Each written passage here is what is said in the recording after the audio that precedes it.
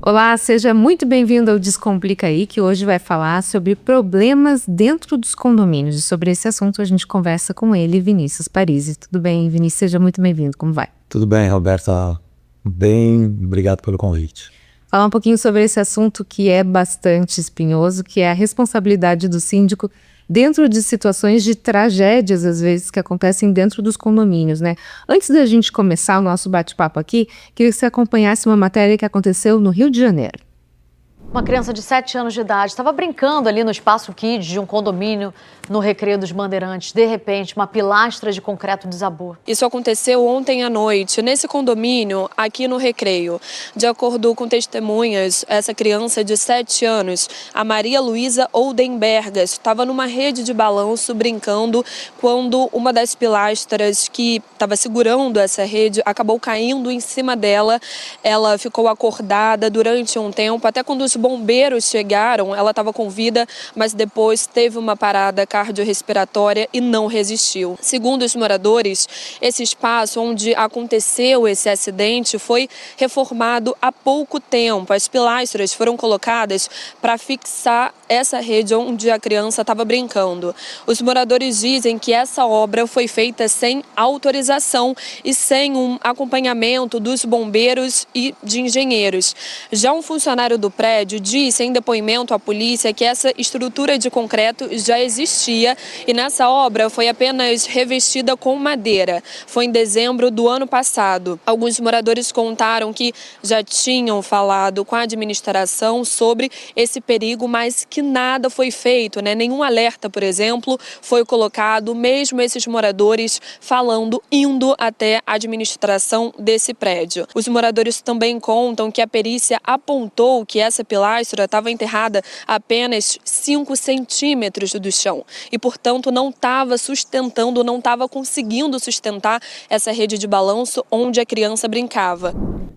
Bom, vamos então direto ao ponto aqui, Vinícius. A gente tem toda essa trajetória, né? A pilastra, existiu uma pilastra original, ela apresentou um certo defeito, foi refeita uma reforma de uma forma que, eu diria que não de uma forma responsável, até que aconteceu a tragédia. Para a gente entender um pouquinho, qual é a responsabilidade do síndico num caso como esse?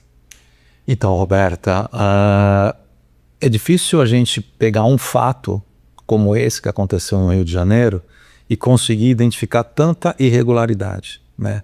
Grande parte das vezes o síndico, sobretudo aquele que é o morador, que não é o profissional, ele não conhece quais são as responsabilidades dele.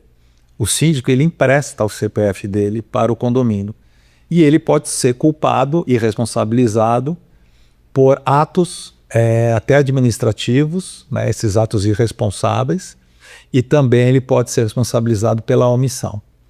Então, a gente sempre diz, né, às vezes você está numa assembleia de condomínio, não aparece ninguém para ser síndico. Aliás, hoje em dia é cada vez mais raro que um morador queira assumir a posição de síndico.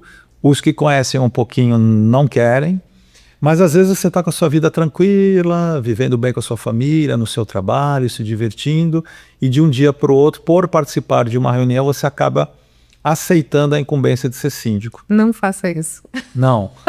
Jamais. Não faça isso. Ou, caso a pessoa tenha essa vontade de gerir o condomínio, que se prepare antes, que leia bastante, que participe de cursos, de eventos, faça um curso de síndico profissional para pelo menos ter conhecimento daquilo que vai ter que administrar durante a gestão. E, obviamente, como eu estava falando, a pessoa às vezes ela vai para uma simples reunião, acaba voltando o síndico sem saber de nada e acaba gerindo o condomínio meio de uma forma caseira.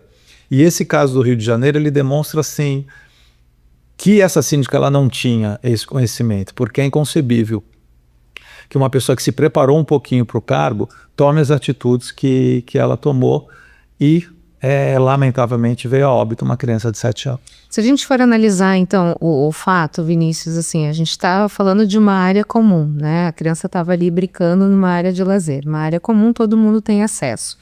Qual é a responsabilidade de manutenção? Ela é do síndico?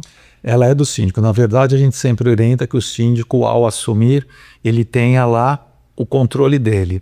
Pode ser um controle num caderninho, para os síndicos mais amadores, pode ser um controle numa planilha de Excel, pode ser dentro de um ERP, de um sistema, se o condomínio for muito grande, mas tem esse controle de manutenção. Nesse caso específico do Rio de Janeiro, era uma área comum e a síndica resolveu, não sei qual foi o trâmite interno, né, porque isso não foi demonstrado, construir uma pilastra junto com uma outra que já existia para pendurar uma rede. E, obviamente, para fazer isso, primeiro de tudo, ela tinha que chamar uma assembleia, né, submeter o caso à vontade dela, talvez, eu quero construir uma rede, o que vocês acham? Tal. Colocar lá um quórum, conseguir um quórum de 2/3 dos condôminos para fazer essa alteração na área comum. Ela, pelo que eu entendi, ela não fez isso. E ela, em vez de chamar um profissional, um engenheiro ou um arquiteto, o profissional vir e fazer um laudo, fazer uma vistoria prévia, dar para ela quais são as condições, as possibilidades de ela fazer, de repente não faria ali, mas eu quero uma rede, faria em outro lugar. Ela não se acautelou, ela simplesmente achou que ali naquele lugar dava para construir uma pilastra para amarrar a rede, né, que é a rede de balanço. E ela não fez nada disso. E o pior de tudo, ela mesmo ela não tendo contratado um profissional responsável, ela também não contratou uma empresa que tenha os empregados capacitados em área da construção civil. Se ela tivesse contratado uma empresa terceirizada para exercer esse tipo de trabalho, a responsabilidade seria dela ou da empresa? Então, se ela tivesse feito a assembleia, tivesse obtido o quórum, ou seja, legalmente foi aprovado, tivesse contratado uma empresa com um profissional responsável, o profissional apresentou o laudo, a construção foi feita dentro do laudo, ela ainda tem uma responsabilidade pela contratação, mas eu creio que ela não seria indiciada por homicídio culposo, como foi o caso. Né? Ela e os 2 funcionários. Aí a responsabilidade recairia sobre o profissional contratado. E aí agora, hoje, nesse caso, ela pode ser indiciada criminalmente? Ela já foi indiciada. Criminalmente. Já foi. E o pior de tudo, os 2 funcionários que fizeram a pilastra, eles são empregados do condomínio. Né? Então talvez um porteiro, talvez um faxineiro, talvez um manutencista. É aquele jeitinho brasileiro que a gente vê, né? Às vezes a pessoa quer, entre aspas, economizar e faz de uma forma tão irresponsável, porque faz de uma forma tão amadora, parece, vamos dar um jeitinho aqui, né? Joga para parte do tapete o problema, passa uma massa corrida e deu. Uma coisa, Roberta, é eu querer fazer uma coisa dentro da minha casa com um profissional desqualificado. A responsabilidade é minha, eu estou na minha casa, eu faço o que eu quero. O síndico, ele é o representante por um período dos outros moradores. Então ele não pode simplesmente, eu quero fazer uma pilastra, eu vou fazer uma pilastra. Né? Ou ok, se quer colocar rede para fazer uma área comum melhor, para as crianças brincarem, ok, não tem problema nenhum, mas faça da maneira correta. Né? E esse lance de condomínio, de síndico, ir atrás de preço baixo, a gente está tão cansado de ver que essas coisas não funcionam, e não só para esse tipo de serviço. Às vezes você troca uma empresa que faz manutenção de elevador pela metade do preço. E elevador é uma das coisas mais importantes que tem dentro do condomínio. Sim. A própria administração, você está numa administradora grande, boa, que tem lá um contador, que tem um profissional responsável, vem uma outra administradora cobrando metade, dando 3, 4 meses de isenção do honorário. Isso não vai dar certo, gente. E outra, o que você economiza nesses contratos mensais, quando você reduz o preço, às vezes dá R$2, R$3 por apartamento. Né? Porque todo o rateio é feito entre os apartamentos. Então não é algo que vai pesar. Não é nisso que o condomínio vai ser reduzido. O condomínio ele é reduzido por boa gestão, por boa manutenção. Você tem que ver o histórico do condomínio, se desde a sua implantação ele foi bem cuidado. É muito comum as pessoas falarem, mas olha, eu moro aqui, pago 1.000, mas a minha mãe mora no igualzinho, paga 700. Gente, são histórias de vida diferentes. É a mesma coisa, às vezes eu tô obeso, o meu amigo não tá, por quê? Porque eu não me cuidei. E ele se cuidou. O perfil de morador tem N fatores, né, que acabam... Exatamente. Agora você imagina, eu não sei como ela foi conduzida ao cargo, se ela quis, se ela pegou porque não tinha nenhum outro candidato, nada. Ela fez tudo errado, absolutamente tudo errado, tudo que não poderia ter feito ela fez, e ainda trouxe os 2 empregados do prédio. Os 3 estão sendo indiciados por homicídio culposo, né, quando não tem intenção de matar, mas estão sendo.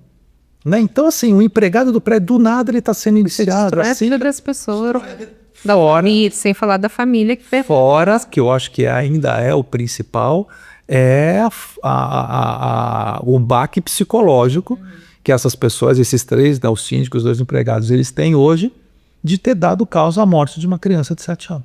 Agora, Vinícius, tem alguns casos que acaba acontecendo até o contrário, né? Por exemplo, a gente tem aqui em Santos inúmeros prédios históricos.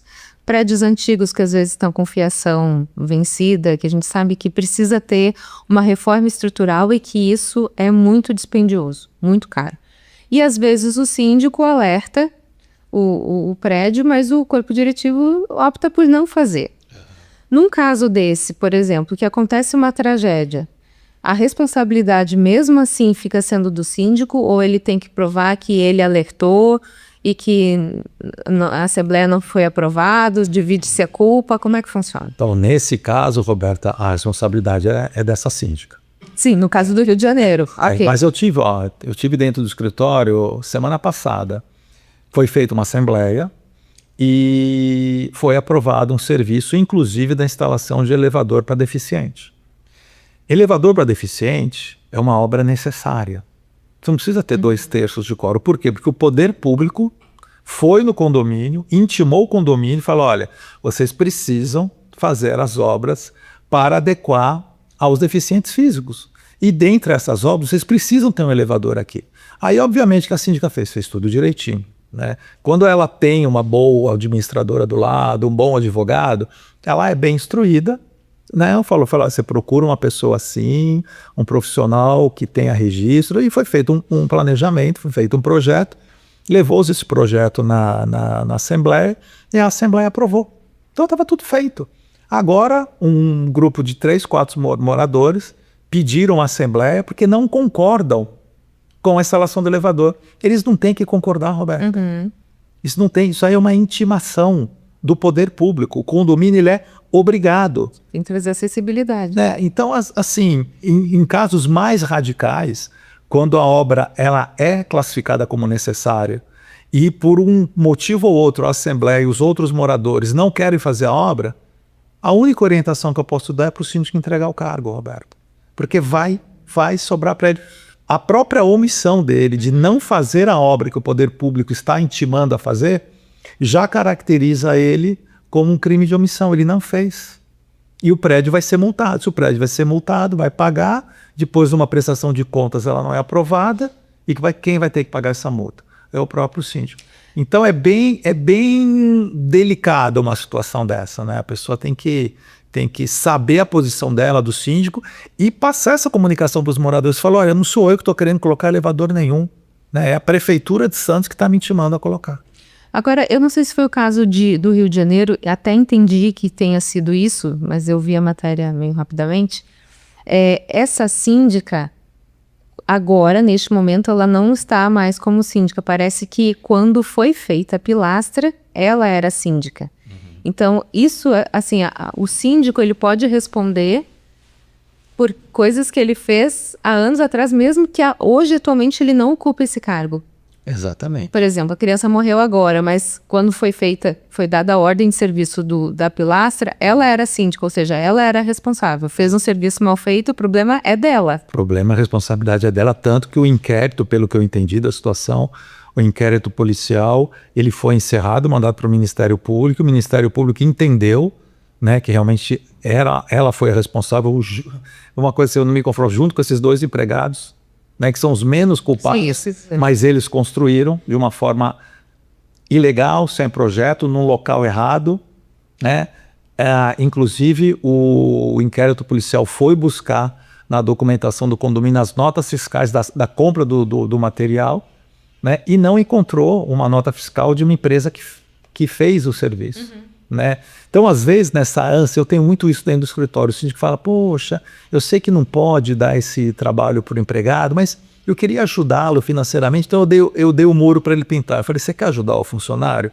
Você dá um bônus, né? Você aumenta o salário dele, Ajudar dessa maneira, você não está ajudando, você está indo contra aquilo que pode ser feito, inclusive da lei trabalhista, porque amanhã ele entra com uma reclamação trabalhista, fala, olha, eu fui contratado para ser porteiro e está aqui a remuneração que eu pintei o prédio. Né? Então, às vezes você quer ajudar e você só vai piorar a situação. Agora, Vinícius, a gente trazendo de novo para esse caso do Rio de Janeiro, a gente está falando de uma área comum, né? E quando a gente fala de áreas onde as crianças brincam, eu acho que a gente precisa primar muito essa questão da segurança. Existe alguma norma específica, alguma lei, alguma regra nos condomínios para esses ambientes onde as crianças ficam? Por exemplo, se eu tiver uma brinquedoteca, o que ela não pode ter, o que ela pode ter? Existe isso ou é o bom senso? Então, na verdade, é a mesma coisa que me chama a atenção às vezes, né? As pessoas falam, olha, não compra brinquedo em barraca de camelô, porque ele não tem aquela certificação de segurança, né? Então é um brinquedo que pode dar choque, é um brinquedo que pode machucar, Enfim. né? Enfim, vale a mesma regra para a área comum. Você vai montar a área comum da brinquedoteca, geralmente as próprias construtoras já entregam tudo pronto, né? Você tem que comprar os brinquedos num lugar onde é certificado, né, onde eles dão todas as garantias que o brinquedo ele vai ser bem utilizado, né, não vai criar nenhum tipo de problema. A própria área comum, isso a própria construtora faz, ou essas empresas vêm e fazem o planejamento, faz um estudo.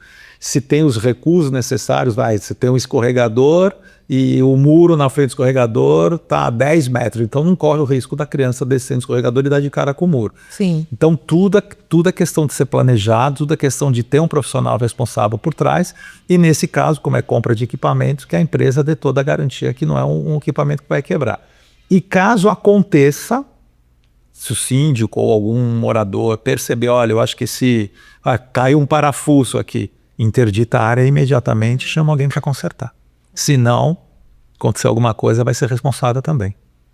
Realmente não entendo porque alguém vira síndico. Estou começando a me questionar isso. Então, Roberta, eu sou muito fã de síndico profissional, eu deixo isso bem claro. Eu acho que nenhum prédio hoje poderia ter síndico morador, sinceramente. Porque assim, é um caso isolado, esse do Rio de Janeiro, ok, é um caso isolado. Mas se acontece no seu condomínio, que você está assistindo a gente agora, você que é morador, e se acontecer no seu condomínio, isso é uma coisa possível de acontecer. Para que assumir essa responsabilidade? Se tem um síndico profissional hoje, que estudou, que já conhece os fornecedores, já conhece a gestão, já sabe fazer toda a parte de conflito entre os moradores, sabe? E é um valor tão irrisório que se paga para síndico hoje, para administradora também.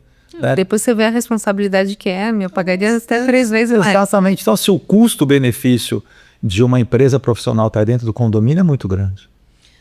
Tem um ponto aqui que eu queria trazer para a nossa realidade aqui de Santos. Existe um protocolo ideal, um síndico que assuma a gestão de um condomínio mais antigo, onde a estrutura já deve estar um pouco comprometida. Existe algum protocolo? O que ele deve fazer para ele se resguardar? Então, aqui eu vou deixar uma crítica, Roberto, porque eu já vejo algumas situações que é assim. O síndico ele é indicado, ele vai na assembleia, ele faz lá a apresentação dele e ele foi eleito, síndico profissional. Só que ele não fez um estudo prévio do condomínio. Eu já tive caso do síndico profissional assumir e falar, eu preciso pagar. Eu falei, então, pagar o quê se o prédio não tem dinheiro? O prédio não tem dinheiro, cara. Então é assim, é a mesma coisa, vamos dizer, você não vai comprar um carro usado pelo telefone. Olha, eu vi aí na internet um Gol, eu queria comprar. Não, você tem que ir lá ver o carro, analisar, ver se vale a pena, né? Então, o protocolo é esse. Em prédios antigos, muito mais. A pessoa tem que fazer uma vistoria no condomínio antes de assumir a sindicância. Como eu falei, cada condomínio tem uma cultura. Tem condomínio, por exemplo, você pega condomínio na praia que está torto, mas está sendo feita alguma manutenção, algum serviço de contenção. E tem condomínio na praia torto, que eu já escutei de engenheiro, ele falou, Vinícius, vai cair. Porque assim, entorta, tudo que entorta muito cai. Não, é lei da física isso, não tem como. Então, eu sei que existe hoje um movimento aqui em Santos, acho que são 60 prédios, eles se uniram, eles estão tentando isenção de IPTU, estão tentando empréstimo. Porque um serviço desse custa 5 milhões de reais. Não, é muito... Agora, assim, você tem o prédio que está torto e você tem o vizinho, que é onde ele vai cair. Exatamente. Na verdade, né? Exatamente. E assim, me chamou muita atenção, porque as pessoas brincam muito fazendo um paralelo com a Torre de Pisa, né? Lá na Itália. Tem todo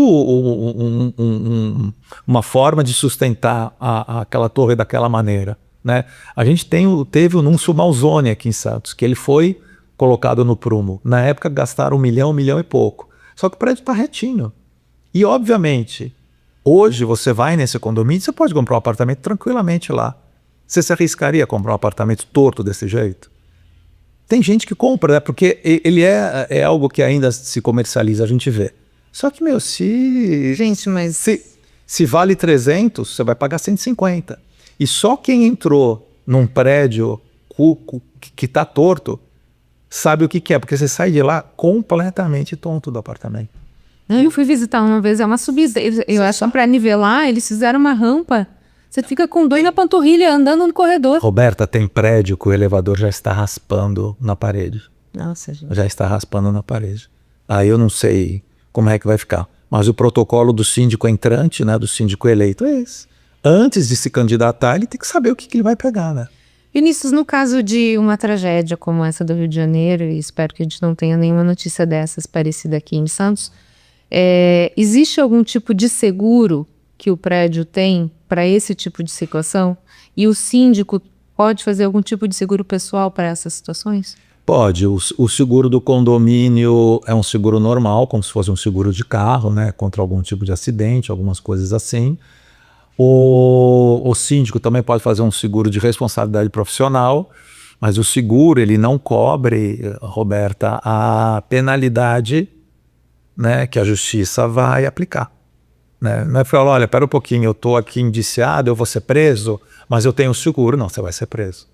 O seguro é para uma eventual indenização financeira. Para indenizar a família. Exatamente, exatamente. Tem essas coberturas. Agora, esse tipo de... Porque a gente sabe, aqui, a síndica é ré primário, né?